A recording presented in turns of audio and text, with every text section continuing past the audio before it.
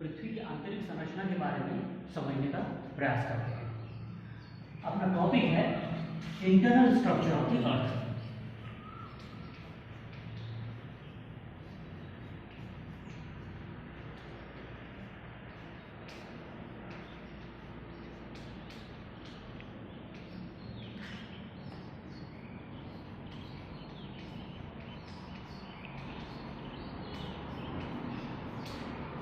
पृथ्वी की आंतरिक संरचना या इंटरनल स्ट्रक्चर के बारे में हमारे पास अभी तक कोई डायरेक्ट एविडेंसेस हम देखें तो नहीं है, लेकिन पृथ्वी के बारे में जब हम लोग सोचने की शुरुआत करते हैं तो लगता है हमारा जो अर्थ है, पृथ्वी है, वो इस सोलर सिस्टम में एकदम एक यूनिक प्लेनेट है। इस यूनिक प्लेनेट होने के साथ साथ एक डायनेमिक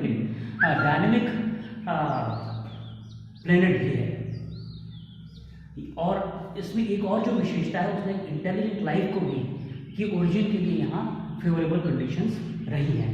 तो पृथ्वी के बारे में जब हम सोचना शुरू करते हैं तो आखिर इसमें इतनी यूनिकनेस कैसे आई, तो हम देखते हैं कि यहाँ एक पृथ्वी में एक मैग्नेटिज्म, जो अर्थ का जो मैग्नेटिक जो शील्ड है, वो पृथ्वी को बहुत सारे अल्ट्रावायलेट रेडिएशन जो रहते हैं या एक्सरे रेडिएशन रहते हैं या गैमा रेडिएशन से क्या करती है, उसको बचाती है। साथ में हम लोग ये सुनते हैं कि भाई हमारी जो पृथ्वी है वो, और उसमें जो जाइगेंटिक जो प्लेट्स यानी कि बहुत सारे टुकड़ों से मिलकर बनी हुई है, और ये जो मासेस हैं, यानी कई बार हम बोलते हैं पूरे जो कॉन्टिनेंट है, वो कॉन्टिनेंट एक जगह से दूसरी जगह क्या होता है, वो मूव कर रहा है। कई बार वो 5 से 7 सेंटीमीटर पर एनम या हर साल वो 5 से 7 सेंटीमीटर की रफ्तार से क्या हो रहा है, वो एक जगह से दूसरी जगह जा रहा है। पूरी जो हमारे, यदि हम समुद्र में जाएंगे तो हमको मिड ओशन रिजेस नजर आती है। समुद्र के अंदर ऐसे पहाड़ों की श्रृंखलाएं हैं जो कि हमारे जो माउंट एवरेस्ट है उससे भी ऊंची हैं। तो हम एक जगह देखते हैं कि पृथ्वी में क्या हो रहा है, अर्थक्वेक्स आ रहे हैं, कॉन्टिनेंट एक जगह से दूसरे जगह जा रहे हैं, मिड ओशनिक रिजेस बन रही है, समुद्र के अंदर बड़े बड़े पहाड़ों का निर्माण हो रहा है। तो ये सारी यदि चीज़ें हो रही हैं तो हमारी क्यूरियोसिटी हमारे अंदर आती है कि आखिर पृथ्वी की आंतरिक बनावट कैसी होगी। अब पृथ्वी की आंतरिक बनावट के बारे में हम जानने की कोशिश करते हैं तो हम देखते हैं भाई हमारे पास कोई डायरेक्ट एविडेंस है क्या, तो डायरेक्ट एविडेंस तो हमारे पास नहीं है। तो हमने कोशिश की, एक कोला जो रीजन है रशिया में, वहाँ उन लोगों ने अर्थ की सबसे डीपेस्ट यानी कि एक ड्रिल होल किया, और उसकी जो गहराई करीब 12,242 मीटर यानी कि 12 किलोमीटर से भी ज़्यादा उन्होंने गहराई तक के उन्होंने पृथ्वी के अंदर झांकने की कोशिश की, और इसमें लगभग उनका 20 साल लग गया। अब वहाँ तक जाते जाते हम जानते हैं कि पृथ्वी में जैसे जैसे अपन नीचे आते हैं वैसे वैसे टेम्परेचर क्या होता है, बढ़ता चला जाता है। यूजुअली जो नॉर्मल जो ग्रेडियंट है वो 30 डिग्री के आसपास रहता है, 30 डिग्री सेंटीग्रेड के आसपास क्या होता है, वो टेम्परेचर बढ़ता है। जब इस डीप ड्रिलिंग इस प्रोजेक्ट में जब काम कर रहे थे कोला में रशिया में, तो वो जब 12.2 किलोमीटर में जब पहुंचे तब उन्होंने देखा कि भाई ये जो है हमारी जो बिट्स हैं वो काम ही नहीं कर रहे थे, तो वहाँ टेम्परेचर जो था करीब 500 डिग्री सेंटीग्रेड हो गया था। अब 500 डिग्री सेंटीग्रेड में तो अंदर ड्रिलिंग पॉसिबल नहीं थी, क्योंकि वो सारी जो चीज़ें थी, ड्रिलिंग बिट्स थे, वो हल्के हल्के मेल्ट होने शुरू हो गए थे, वो ऑपरेशनल नहीं थे। अब हमें तो पृथ्वी को यदि अपन मान लें कि 6,771 किलोमीटर उसका सेंट्रल ओशन है, तो केवल हमारे पास डायरेक्ट एविडेंस कितने का है, 12 किलोमीटर का है ना, तो इससे तो काम नहीं चलेगा। फिर हमने दूसरा सोचने की शुरुआत की कि हमारा जो पृथ्वी जो है वो बहुत सारे प्लेनेट से मिलकर बना हुआ है। तो यदि प्लेनेट्स के जो एस्टेरॉइड्स, प्लेनेट्स और एस्टेरॉइड्स के साथ ही साथ क्या था, अर्थ भी बना हुआ था। तो वो जो मीटियोराइट्स हैं, एस्टेरॉइड्स हैं, उनका पृथ्वी में हजारों टन रोज गिरते रहते हैं। एक को अपन फाइंड्स बोलते हैं और दूसरे को अपन फॉल्स बोलते हैं। फाइंड्स जिसको हम लोग ढूंढ लेते हैं। तो जब हमने देखा कि भाई ये जो मीटियोराइट्स हैं उनमें हमने उनके कंपोजिशन के वाइज हमने 3 पार्ट्स में हमने डिवाइड किया। एक को हमने एरोलाइट बोला, एक को हमने सिडेराइट बोला और एक को हमने सिडेरोलाइट बोला। एरोलाइट का जब कंपोजिशन देखा तो हमने देखा कि वो लाइट एल्यूमिनियम सिलिकेट से मिलकर बना हुआ है, और ये लाइट एल्यूमिनियम सिलिकेट को अपन कंपेयर कर सकते हैं अर्थ का जो लिथोस्फीयर है उससे कर सकते हैं। दूसरा जो सिडेरोलाइट है उसका जो कंपोजिशन है वो उसमें हैवी मैग्नीशियम और आयरन के सिलिकेट्स हैं, जिसको अपन कंपेयर कर सकते हैं अर्थ के मेंटल से। और जो तीसरा जो है सिडेराइट जो है उसमें आयरन मेन है और निकल है। तो ये इनका जो अलावा वाला जो है जिसको अपन सिडेराइट बोलते हैं, इसको अपन अर्थ से अपन कर सकते हैं, क्योंकि अपन मानते हैं कि मीटियोराइट जो है अर्थ के फॉर्मेशन के साथ ही बनेंगे। तो इस तरीके से एक अपन को दूसरा इनडायरेक्ट एविडेंस मिला। फिर हम जब देखना शुरू करते हैं कि अर्थ की जो रॉक फॉर्मेशन है जहां हम क्रस्ट में जो हम रहते हैं उसका हम देखते हैं कि एवरेज यदि डेंसिटी की हम लोग बात करें तो यदि हम लोग 3.0 ग्राम क्यूबिक सेंटीमीटर यदि हम लोग मान लें तो ये, और हम पूरी पृथ्वी को भी हम लोग यदि मान लें कि पृथ्वी भी यदि इन्हीं रॉक फॉर्मेशन से भी बनी हुई तो पृथ्वी की कितनी होनी चाहिए, मीन डेंसिटी 5 यानी 3 होनी चाहिए। लेकिन जब हम देखते हैं कि पृथ्वी की जो मीन डेंसिटी है 5.515 ग्राम क्यूबिक सेंटीमीटर है, जब हमको पता चलता है तो कहने का मतलब पृथ्वी के अंदर डेंसर मटीरियल है, जिसकी वजह से अर्थ का जो मीन डेंसिटी है वो कितनी है 5.515। अब इसके बाद फिर अपने पास और कौन सा एविडेंस हो सकता है, तो यदि सबसे अच्छी चीज यदि हो जाएगी कि अर्थ की स्कैनिंग, जैसे हम हमारे शरीर में हमको यदि कोई दिक्कत होती है तो हम देखें कि हम या तो एक्सरे से ना, या हम सोनोग्राफी से हमारे जो शरीर में जो दिक्कत है या किसी चीज़ के लिए उनको जानकारी चाहिए रहती है तो हम उनका उपयोग कर लेते हैं। तो वैसे ही पृथ्वी के लिए हम जिस चीज़ का इस्तेमाल करते हैं, जिस चीज़ का यूज करते हैं वो है साइज्मिक वेव्स। उनको हम क्या बोलते हैं, साइज्मिक वेव्स या भूकंपीय तरंगे। ये जो भूकंपीय तरंगे जो रहती है या साइज्मिक वेव्स जो रहती हैं वो 3 तरह की रहती है। एक को हम प्राइमरी वेव बोलते हैं,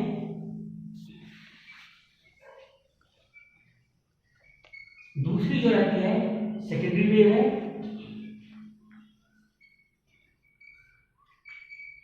और तीसरी जो वेव है वो है सरफेस वेव्स।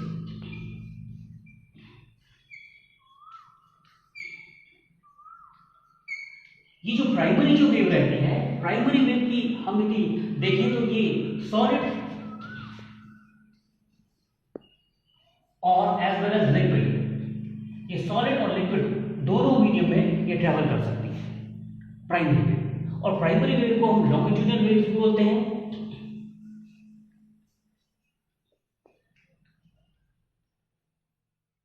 और ये कंप्रेशन और रेडिफेक्शन से चलती है और इनकी जो वेलोसिटी जो रहती है वो हाईएस्ट रहती है। तो प्राइमरी वेव के बारे में हमने क्या देखा, प्राइमरी वेव जो रहती है ये कंप्रेशन एंड रेडिफेक्शन से चलती है। दूसरा, ये सॉलिड और लिक्विड दोनों मीडियम में ट्रेवल कर सकती है और इसकी जो वेलोसिटी जो रहती है वो हाईएस्ट रहती है।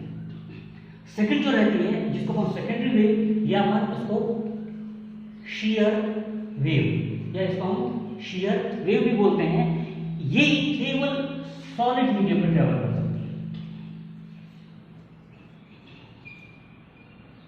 ये लिक्विड मीडियम में ट्रेवल नहीं कर सकती और इसकी जो वेलोसिटी जो रहती है वो 1.7 टाइम्स क्या रहती है, कम रहती है किससे, प्राइमरी वेव से।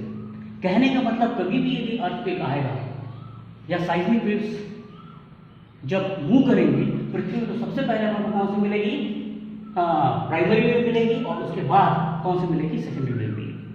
और तीसरी जो रहती है सरफेस वेव्स हैं और इनको अपन हॉरिजॉन्टल वेव्स बोलते हैं और ये प्राइमरी और सेकेंडरी वेव के इंटरफेरेंस या व्यतिकरण से बनती है जो कि सरफेस वेव्स हैं। और इसका अर्थ के इंटरनल कॉन्फ़िगरेशन को पता लगाने में इसका कोई बहुत ज़्यादा रोल नहीं है।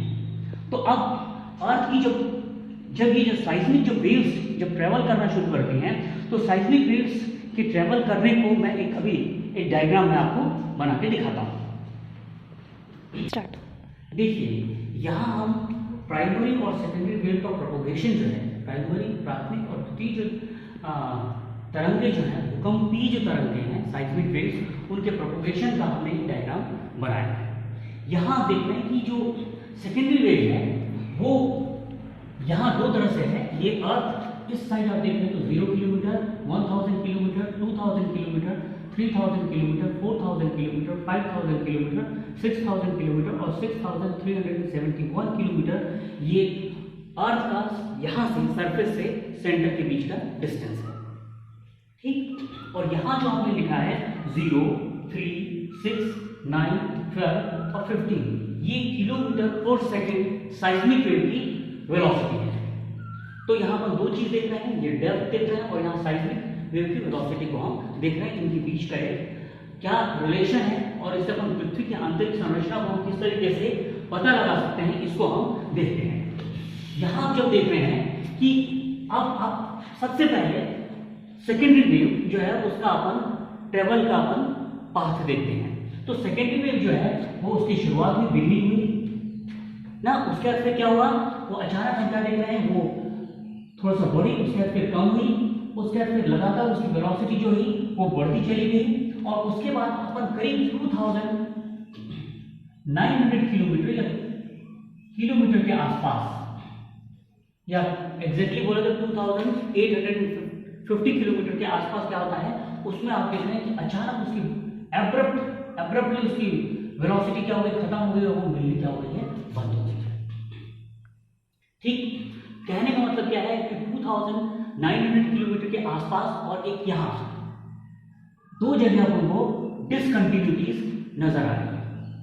फिर हम क्या देख रहे हैं, प्राइमरी वेव का जो अपन प्रोपगेशन देख रहे हैं वो भी शुरू में उसकी वेलोसिटी बढ़ी, फिर कम हुई, उसके बाद फिर उसकी वेलोसिटी लगातार बढ़ती रही, लेकिन वो भी 2900 किलोमीटर के आसपास उसमें भी शार्प डिक्लाइन हुआ, उसकी वेलोसिटी लगातार कम हुई, उसके बाद फिर ग्रेजुअली क्या हुई, वो बढ़ी, उसके बाद फिर एक ट्रांजिशन जोन आया, उसके बाद फिर क्या हुई, उसकी वेलोसिटी बढ़ते बढ़ते यहाँ करीब 12 किलोमीटर पर सेकंड में आके क्या हुई, खत्म हो गई। ठीक है, तो ये जो अपन को जो प्राइमरी और सेकेंडरी वेव के जो स्टडी से हमको जो पृथ्वी की आंतरिक संरचना के बारे में जो जानकारी मिलती है उसको मैं आपको बना के दिखाता हूँ। सबसे पहला जो जोन है, इस जोन को आप देखेंगे तो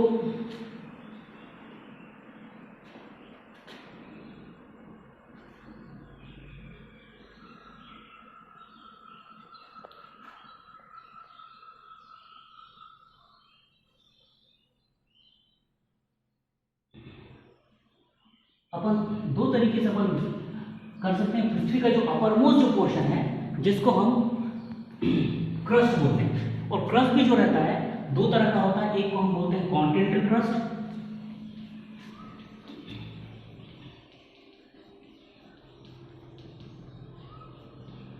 एक रहता है कॉन्टिनेंटल क्रस्ट और दूसरा जो रहता है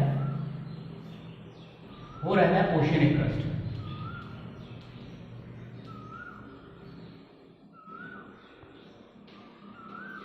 और इनके बीच जो एक अचानक जो एब्रप्ट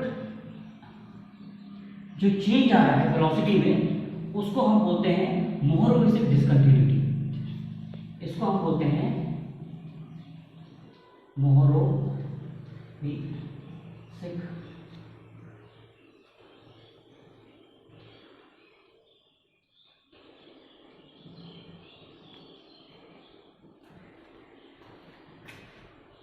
इसके बाद एक आप शार्प जो आप 2800 या 2900 किलोमीटर के आसपास आप देख रहे हैं, वहां एक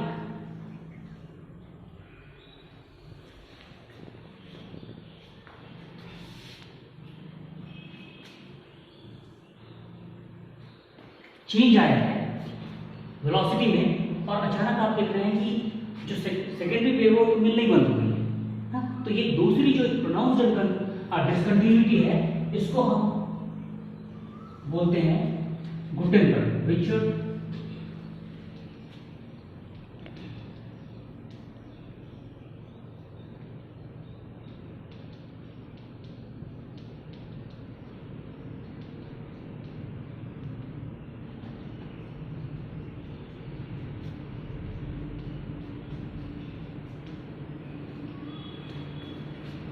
इसके अलावा 5115 किलोमीटर के आसपास वहां एक और चेंज आता है और इसको अपन लेमन डिस्कंटिन्यूटी बोलते हैं।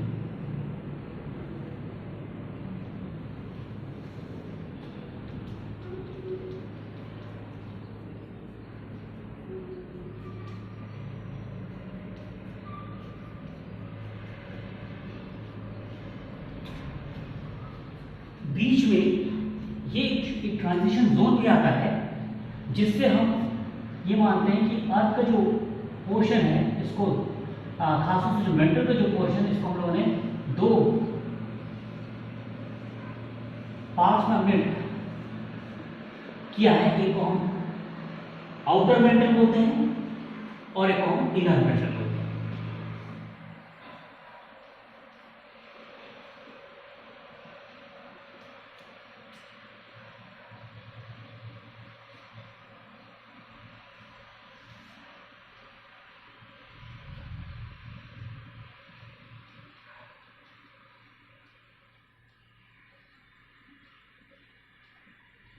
ये हमारा इनर मेंटल हुआ।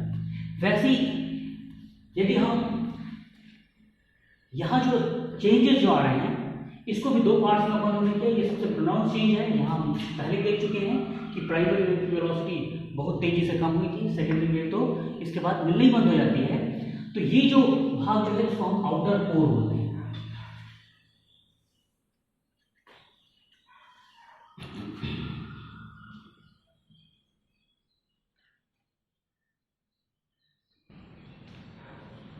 और जो अंदर का जो भाग है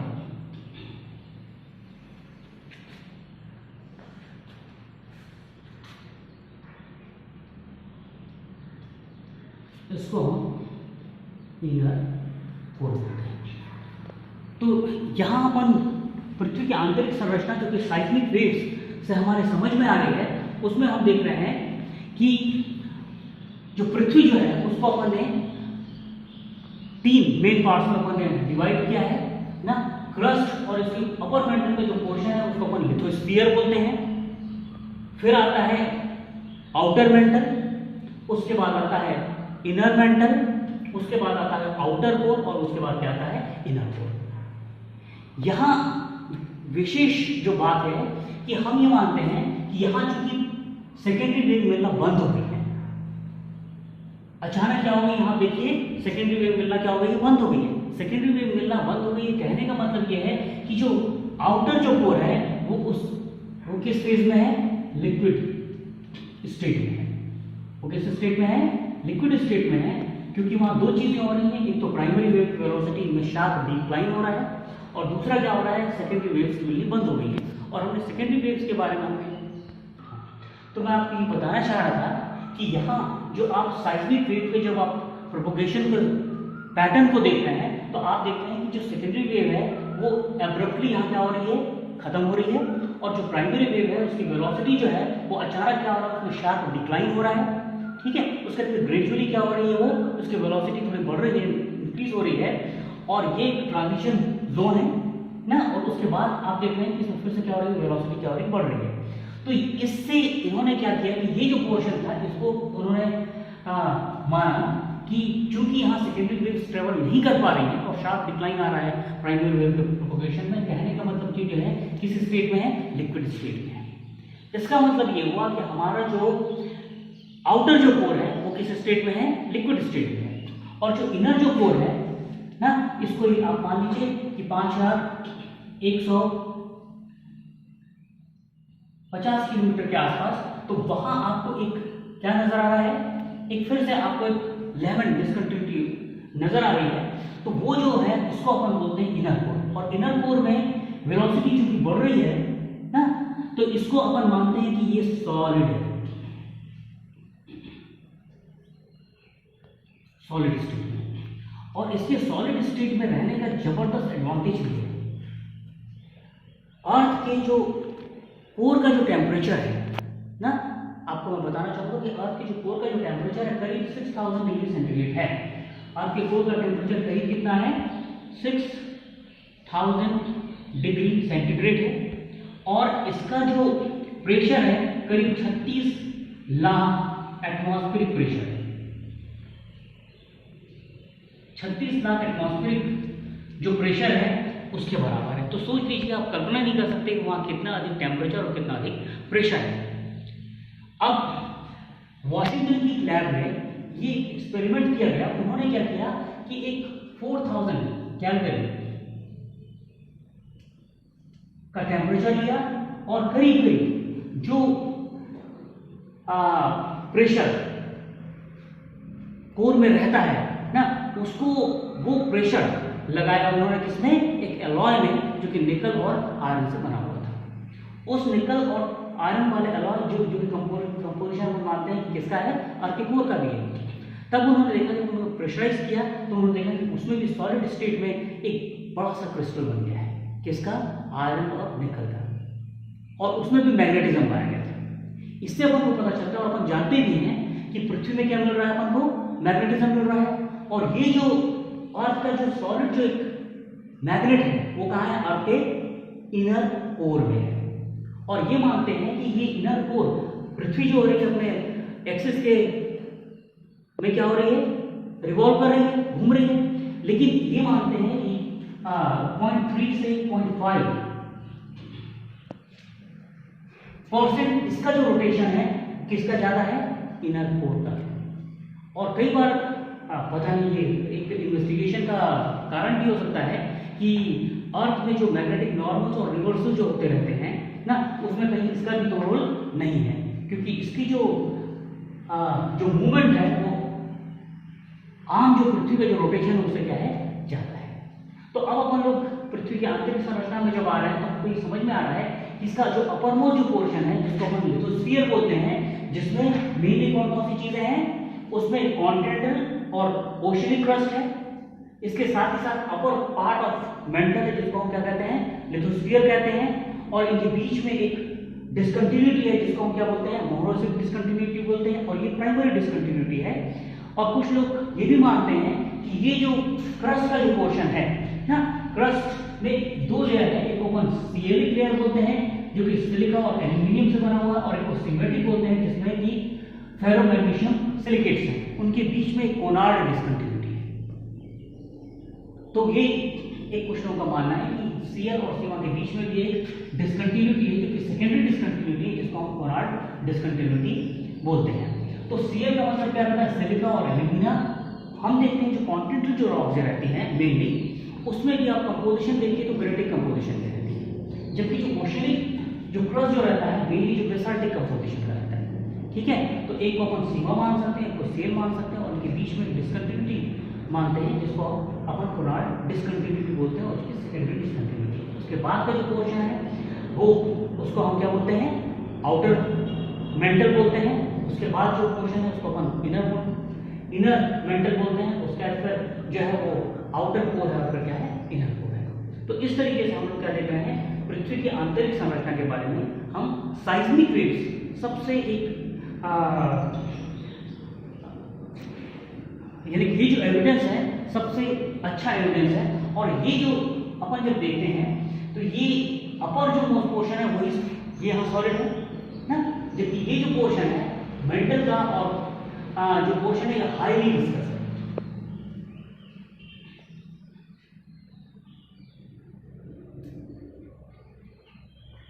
और इतने अधिक टेम्परेचर और प्रेशर होने की वजह से इसमें और हल्का सा इसमें डक्टाइल बिहेवियर है।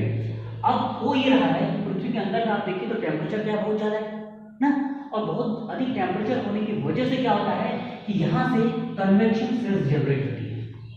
कहाँ से कन्वेक्शन सेल्स जनरेट होती है, यहाँ से डीप विद इन मेंटल क्या होती है, कन्वेक्शन सेल्स जनरेट होती हैं। क्योंकि यहाँ प्रेशर ज़्यादा रहता है, इसीलिए कन्वेक्शन सेल्स की जो वेलोसिटी जो रहती है वो क्या रहती है, मूवमेंट की जो वेलोसिटी रहती है वो कम रहती है। और जैसे हम ऊपर आते हैं वैसे वैसे क्या होता है, सरफेस के पास प्रेशर कम रहता है, तो वो कन्वेक्शन सेल्स की वेलोसिटी क्या रहती है, ज़्यादा रहती है, बढ़ने लगती है। और इन कन्वेक्शन सेल्स के बढ़ने की वजह से ही पृथ्वी में अर्थक्वेक आते हैं, कॉन्टिनेंटल ड्रिफ्ट होता है, मिड ओशियनिक रीजेस फॉर्म होते हैं। तो अर्थ को डायनेमिक बॉडी बनाने में इन कन्वेक्शन सेल्स का जबरदस्त रोल रहता है। इन कन्वेक्शन सेल्स के बारे में भी आपको समझना है तो आप इसको दूसरे तरीके से भी समझ सकते हैं। यदि हमको दूध गर्म करना है, ठीक है, दूध यदि गर्म करना है तो हम क्या करते हैं कि हमने किसी बर्नर के ऊपर रखा जैसे हम बर्नर के ऊपर पानी को गर्म करते हैं तो उसकी जो तली जो रहती है वो क्या होती है, सबसे ज़्यादा गर्म होती है। जब वो गर्म होती है तो वहाँ पानी H2 के जो पार्टिकल, मिल्क के जो पार्टिकल्स रहते हैं या पानी के यदि हमने रखा तो पानी के पार्टिकल्स जो रहते हैं उसमें क्या होता है, उनका वॉल्यूम बढ़ता है। कोई भी चीज़ जब गर्म होती है तो क्या होता है, उसका वॉल्यूम क्या होता है, बढ़ता है। और वॉल्यूम बढ़ेगा तो क्या हो जाएगा, उसकी डेंसिटी क्या हो जाएगी, कम होगी, क्योंकि घनत्व बराबर मात्रा बटा आयतन होता है। तो यहाँ आयतन जो है या वॉल्यूम क्या है वो क्या हो रहा है, बढ़ रहा है, तो उसकी डेंसिटी क्या हो रही है, कम हो रही है। और डेंसिटी कम होती है तो यहाँ से जो चीज़ें क्या होती है वो ऊपर मूव करती है, और ऊपर जब जैसे मूव करेगी सरफेस के पास तो क्या हो जाएगा, वहाँ टेम्परेचर लॉस होगा। टेम्परेचर लॉस होगा तो क्या हो जाएगा कि उसका वॉल्यूम क्या हो जाएगा, बढ़ेगा, तो वो भारी होगी तो फिर क्या हो जाएगी, वो वापस आएगी। तो यही जो प्रक्रिया है ये पृथ्वी के अंदर हो रही है। यहाँ टेम्परेचर ज़्यादा है तो टेम्परेचर ज़्यादा है तो यहाँ से जो वोल्टेज जो मटीरियल रहता है वो क्या होता है, वो ऊपर आना शुरू करता है। और जब ऊपर आता है तो उधर क्या होता है, उसका टेम्परेचर क्या होता है, लॉस होता है। और जब टेम्परेचर जब लॉस होता है तो क्या होता है, फिर से भारी होता है, और वो जो चीज़ क्या होती है धीरे धीरे क्या होने लगती है, वो फिर से नीचे मूव करने लगती है। तो इस तरीके से हम देखते हैं कि बहुत सारी जो कन्वेक्शन सेल्स जो रहती है वो पृथ्वी में फॉर्म होते रहती है, और कन्वेक्शन सेल्स के डायरेक्शन की वजह से ही जो हम बहुत सारी जो प्लेट का जो मूवमेंट जो रहता है वो होता है। कभी कन्वेक्शन सेल्स एक दूसरे की तरफ जाएंगी तो जो प्लेट जो रहती हैं या पृथ्वी के जो टुकड़े जो रहते हैं वो क्या होते हैं, आपस में टकराते हैं, जिसको हम क्या बोलते हैं, कोलिजन प्लेट बोलते हैं ना, जिससे पहाड़ बन जाते हैं, कई बार पहाड़ बन जाते हैं ना। ठीक है, तो अपना यही जो प्रक्रिया है, जो माउंट एवरेस्ट जो बन रहा है, हिमालय पर्वत बनने में भी ये बहुत काम आ रहा है। यहाँ हमारी जो इंडियन जो प्लेट है वो क्या हो रही है, जो तिब्बतन या एशियन जो प्लेट है उसके नीचे क्या हो रही है, मूव कर रही है, क्योंकि उनकी कन्वेक्शन सेल्स इसकी इधर उसको ड्रैग कर रही है, उसको इधर ड्रैग कर रही है, और दोनों क्या हो रही है, तरफ जा रही है। और इंडियन जो प्लेट है उसकी डेंसिटी क्या है, ज़्यादा है, तो वो क्या हो रही है, वो नीचे मूव कर रही है। ठीक है, और उनके दोनों के टकराने की वजह से क्या बन रहा है, हिमालय माउंटेन रेंजेस बन रही है। और हिमालय माउंटेन रेंज के बारे में आपको पता ही होगा कि वो हर साल जो रहता है वो 5-5 सेंटीमीटर क्या हो रहा है, लगातार बढ़ रहा है, उसकी हाइट क्या हो रही है, लगातार बढ़ रही है। तो ये एक एग्जाम्पल है किसका, कोलिजन प्लेट का होना, जिसकी किसकी अपन एक्सप्लेन कर सकते हैं, पृथ्वी की आंतरिक संरचना से उसको बता सकते हैं। वैसे जो जहाँ मिड ओशियन प्लेट्स जहाँ बनती हैं वहाँ क्या होता है, ये प्लेट्स, ये कन्वेक्शन सेल्स जो रहती है वो एक दूसरे से क्या होती हैं, दूर चली जाती है। तो दूर चली जाती है तो क्या होता है, यहाँ एक दूसरे को कोई भी चीज़ दूर जाएगी तो वहाँ क्या होगा, टेंशनल फोर्सेस लगेंगी, और जहाँ टेंशनल फोर्सेस लगेंगी तो क्या हो जाएगा, वहाँ दरार पड़ जाएगी, और जैसी दरार पड़ती है तो वहाँ से क्या होता है, यहाँ जो सारी चीज़ें हैं मेल्टर में वो क्या है, बहुत प्रेशर में है, तो उनको जैसे ही प्रेशर कम होता है तो तेजी से क्या होती है, वो बाहर आती है और वो वॉल्केनिक आइलैंड की पूरी चेन बना लेती है, मिड ओशियन ब्रिजेस बना लेती है। तो पृथ्वी में होने वाले चाहे कॉन्टिनेंट्स का मूवमेंट हो, कॉन्टिनेंट के मूवमेंट हो, चाहे मिड ओशियन ब्रिजेस बनती हो, चाहे अर्थक्वेक होते हो, चाहे वॉल्केनिक एक्टिविटी हो, सब चीज़ को हम पृथ्वी की आंतरिक संरचना को समझने के साथ साथ हम क्या कर सकते हैं, समझ सकते हैं। ठीक है, हम पृथ्वी की आंतरिक संरचना को एक बार और हम साइक्लिक वेव्स को इस तरीके से जब ट्रैवल कर रही है तो हम देखने की शुरुआत करते हैं। यहाँ जो प्राइमरी और सेकेंडरी वेव्स, जो एक जगह जहाँ से अर्थक्वेक की ओरिजिन होती है उसको हम बोलते हैं एपिसेंटर बोलते हैं, उसको फोकस बोलते हैं, उसको क्या बोलते हैं, हम फोकस बोलते हैं। तो ज़मीन के अंदर सोच लीजिए कि यहाँ से 100 किलोमीटर या 200 किलोमीटर या 500 किलोमीटर दूर जहाँ अर्थक्वेक जनरेट हुआ है, कहीं फॉल्टिंग हुई है ना, तो वहाँ से जनरेट हुआ है, तो वो जो पोर्शन हो जाएगा वो क्या हो जाएगा, फोकस हो जाएगा। और उसके वर्टिकली जो ऊपर वाला जो पोर्शन रहता है, जहाँ यदि मैं खड़ा हूँ तो वो क्या हो जाएगा, एपिसेंटर हो जाएगा। अब यहाँ से जब किसी भी अर्थक्वेक की, और खासतौर से अपन डीप फोकस अर्थक्वेक की बात कर रहे हैं, किसकी बात कर रहे हैं, डीप फोकस अर्थक्वेक की बात कर रहे हैं, जिसकी जो रहती है अक्सर 300 किलोमीटर की डेप्थ से जो जनरेट होते हैं। तो वहाँ जब अर्थक्वेक जब जनरेट होता है तो वहाँ अर्थक्वेक की जो वेव्स जो रहती है पूरी पृथ्वी में क्या होती है, वो प्रोपोगेट होती है। और पहले आप देख रहे हैं कि यहाँ प्राइमरी और सेकेंडरी वेव दोनों आ रही है। ठीक है, यहाँ प्राइमरी वेव और सेकेंडरी वेव दोनों आ रही है, लेकिन जैसे ही अपन 2900 किलोमीटर के आसपास पहुँचते हैं, मेंटल को टच करते हैं, तो वहाँ क्या होता है, केवल यहाँ तक के तो प्राइमरी वेव आई ना, उसके बाद फिर जैसे अपन इसके बियॉन्ड है तो वहाँ केवल प्राइमरी वेव रह जाती है और सेकेंडरी वेव नहीं रहती। ठीक है, तो यहाँ अपन देख रहे हैं कि ये जो पोर्शन जो रहेगा 103 डिग्री के आसपास, कहने का मतलब जहाँ पर भी फोकस था या एपिसेंटर था उसके 103 डिग्री और 183 डिग्री, ताकि आपको साइक्लिक वेव्स प्राइमरी और सेकेंडरी वेव्स मिलेंगी। उसके बाद आपको सेकेंडरी वेव्स बिल्कुल नहीं मिलेंगी। आपको प्राइमरी वेव्स जो रहेंगी वो 103 डिग्री से 142 डिग्री तक के आपको प्राइमरी वेव भी नहीं मिलेगी। क्यों नहीं मिलेगी? क्योंकि वहां क्या हो रहा है कि ये हमने पहले ही देखा है कि जो साइक्लिक वेव्स रहती हैं वो वेव्स की तरह ट्रेवल करती है, उसमें रिफ्रैक्शन और रिफ्लेक्शन भी होता है ना। तो यहाँ क्या हो गई है, मीडियम में जो फिजिको केमिकल चेंजेस आए हैं, इसी वजह से क्या हो गया, यहाँ रिफ्रैक्शन हो गया है, और रिफ्रैक्शन की वजह से साइक्लिक वेव्स जहाँ की एपिसेंटर रहता है उससे 103 से 142 डिग्री में कोई भी साइक्लिक वेव्स नहीं मिलती, जिसको हम साइक्लिक शैडो जोन बोलते हैं। उनको हम साइक्लिक शैडो जोन बोलते हैं। तो दोनों तरफ क्या होता है, साइक्लिक शैडो जोन रहता है पृथ्वी में, जहाँ की साइक्लिक वेव्स 103 से 142 डिग्री तक नहीं मिलती हैं, और इसके बाद केवल आपको क्या मिलेगी, प्राइमरी वेव्स ही आपको यहाँ नजर आएगी, और इस पोर्शन में आपको प्राइमरी और सेकेंडरी वेव्स दोनों नजर आती है। तो यहाँ पर आपका लिथोस्फीयर हो गया, या आपका मेंटल हो गया, या आउटर कोर